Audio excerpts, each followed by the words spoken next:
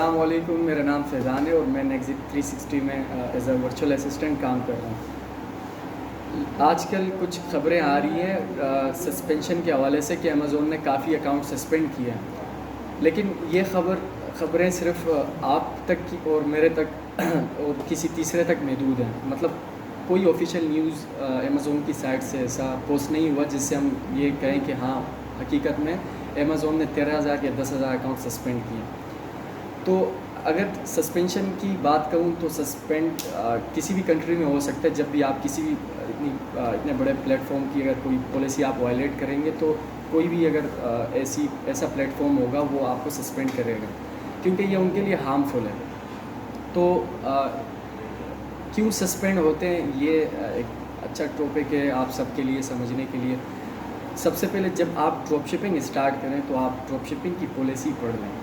جب آپ پالیسی پڑھیں گے تو یقیناً آپ وہ مسٹیک کرنے کی غلطی نہیں کریں گے، آپ سیف زون میں آپ اپنا کام کریں گے۔ تو جو آج کل اکاؤنٹ سسپینڈ ہو رہے ہیں وہ ڈراپ شپنگ وائلیشن پہ ہو رہے ہیں، سیکشن 3 اور اس کے علاوہ کوڈ آف کنڈکٹ پہ ہو رہے ہیں۔ تو اگر دیکھا جائے تو سیکشن 3 میں ڈراپ شپنگ پالیسی میں یہ لکھا ہے کہ آپ اپنی پیکیجنگ پہ جو آپ نے امیزون پہ اپنا بزنس رجسٹرڈ کیا ہے، اس بزنس کے جو ایڈریس پہ جو آپ نے رجسٹر کیا، آپ نے اپنی پیکیجنگ اس نام سے کسٹمر کو بھیجنی ہے۔ اگر کسی تھرڈ پارٹی جیسے والمارٹ، سیمس کلب یا کسی بھی ایسی تھرڈ پارٹی سے وہ ان کی پیکیجنگ میں کسٹمر کو ریسیو ہوا تو آپ کا اکاؤنٹ سسپینڈ ہونے کا جو خطرہ ہے وہ بڑھ جاتا ہے۔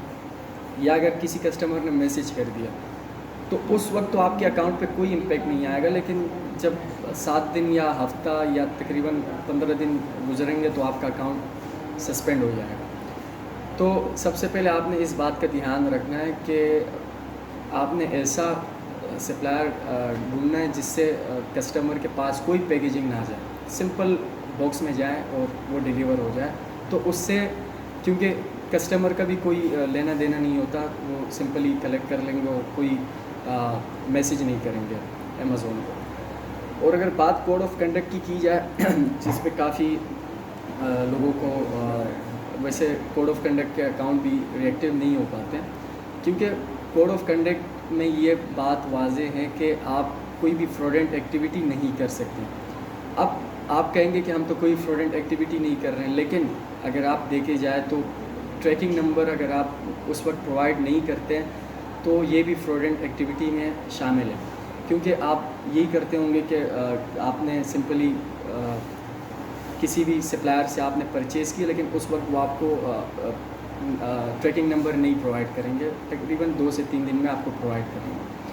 تو میرا پرسنل جو تجربہ ہے، جو ایکسپیرینس ہے، میں اس سے یہ آپ کو کہنا چاہوں گا کہ آپ اپنی لیٹ شپمنٹ ریٹ بڑھا دیں، اس پہ آپ رسک لے لیں، کوئی ایشو نہیں ہے، وہ کم ہو جائے گا آنے والے دنوں میں۔ لیکن اگر آپ نے یہ کیا کہ آپ نے کوئی فراڈنٹ مطلب ٹریکنگ نمبر نہیں پرووائڈ کریں گے، تقریباً 2 سے 3 دن میں آپ کو پرووائڈ کریں گے۔